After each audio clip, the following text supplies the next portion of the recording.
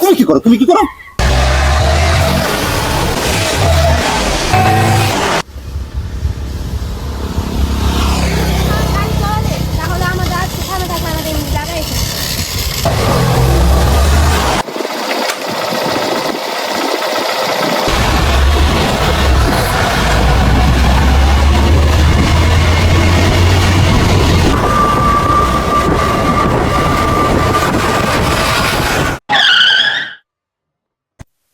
ভাই এই নেন চাবি।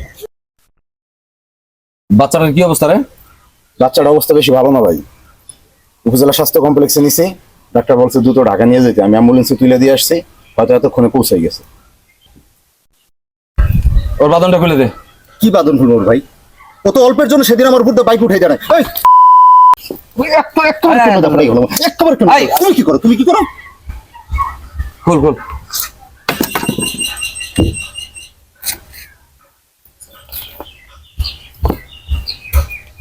তুই একটা কাজ কর, ও পিসিটার খোঁজ খবর নিয়ে ঢাকা যা।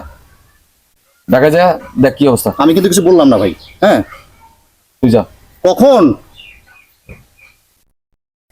তুমি গাড়ি কততে চালাও? বেটা তুই গাড়ি কততে চালাস বেটা? 40-এ টানছিল। মিথ্যা কথা বলো কেন? 40-এ চালাও? সবসময় দেখি 70-80-তে গাড়ি চালাও। এটা কি 70-80-তে চালানোর রাস্তা? কি মনে হয় তোমার? গাড়িতে উঠলেই উঠতে ইচ্ছা করে নাকি? হ্যাঁ, এই যে এইটা, এর তো মনে করে পাগলও টানতে পারে। এর জন্য তো মনে করে বডি বিল্ডার হওয়া লাগে না। এটা কন্ট্রোল করতে মাথা লাগে, মাথা। আর তুমি কি জানো গাড়ির গতি কিসের উপর নির্ভর করে? ভাই আমাদের ভুল হয়ে গেছে আর অনেক বড় ক্ষতি হয়ে গেছে, আমাদের মাফ করে দেন আর একটা সুযোগ দেন। মাপ না হয় করলাম, কিন্তু আর্থিক ক্ষতি যা হবে সেটা তো তোমাকেই বহন করতে হবে। ভাই ওর বাপারে নিয়ে আসছি। ওদের বানছেন কেন? ওদের আমি শিখাইতে পারি নাই, বানবে না আমারে। এই ধরনের যারা মোটর সাইকেল চালায় তাদের প্রত্যেকটা বাবাকে এইভাবে বান্ধার দরকার। মুরব্বী কি আর করার, বাচ্চাটাকে ঢাকা পাঠানো হয়েছে, অনেক খরচ হবে। আপনি কষ্ট করে একটু ঢাকায় চলে যান আর দেখেন খরচপাতি কি হয়, পরে আমরা ঝামেলা মিটাবো না। আপনারাও দায়িত্ব নিয়েন এই ধরনের ঘটনা যেন না ঘটে, আপনারা এটা দেখেন। এই দুর্ঘটনাটা ঈদের আগের দিন ঘটে।